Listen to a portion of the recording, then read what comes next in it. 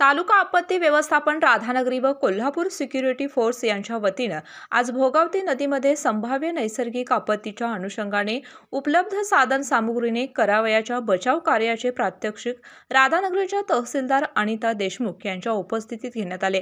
यापूर्वी देखील आपल्या कोल्हापूर जिल्ह्यावर महापुराचे संकट ओढावले होते, त्यावेळी जिल्हा आपत्ती व्यवस्थापनाने अतिशय सजगतेने याची तयारी केली होती। यावर्षी सरासरी पावसाचे प्रमाण लक्षात घेता नैसर्गिक आपत्तीच्या दृष्टिकोनातून बचाव कार्यासाठी भोगावती नदीपात्रामध्ये प्रात्यक्षिक घेण्यात आले।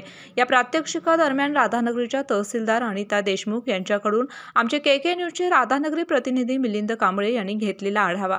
दर्शको नमस्कार, केके न्यूज मध्ये तुमचं स्वागत आहे सर्वांचं। आज आम्ही भोगावती नदीपात्रामध्ये आहे। याचं कारण असं आहे, संभाव्य नैसर्गिक आपत्ती जर का ओढवली तर त्याच्यावर काय उपाययोजना करायची या संदर्भात जिल्हा आपत्ती व्यवस्थापनाने यापूर्वीही त्याची उपाययोजना केलेली आहे। त्याचबरोबर आज तालुका आपत्ती व्यवस्थापन राधानगरी व कोल्हापूर सिक्युरिटी फोर्स यांच्या वतीने भोगावती नदीपात्रामध्ये आज संभाव्य नैसर्गिक आपत्तीचं प्रात्यक्षिक इथं होणार आहे। त्या संदर्भात अधिक माहिती आपण राधानगरीच्या तहसीलदार अनिता देशमुख मॅडम यांच्याकडे जाणून घेऊया।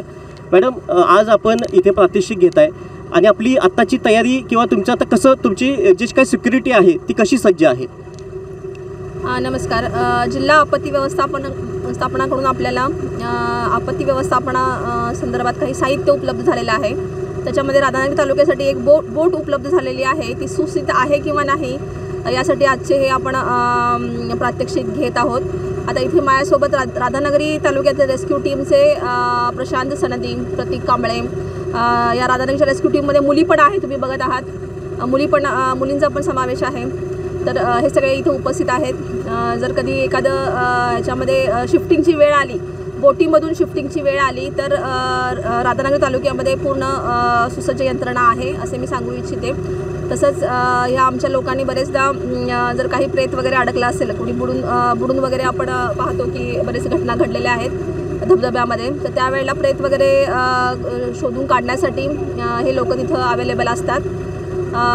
तर अशी हे आहे आपली ह्याच्यामध्ये आपण सगळ्या तालुक्यातील सर्व ग्रामस्तरीय यंत्रणेंना सूचना दिलेल्या आहेत। काही भूस्खलन वगैरे जर ज्या काही घटना वगैरे असतील तर तिथे सुद्धा लोकांना गस्त घालणे किंवा तिथं लगेचच हे करणे, निवारा केंद्रांची 72 निवारा केंद्रांची व्यवस्था आपण केलेली आहे।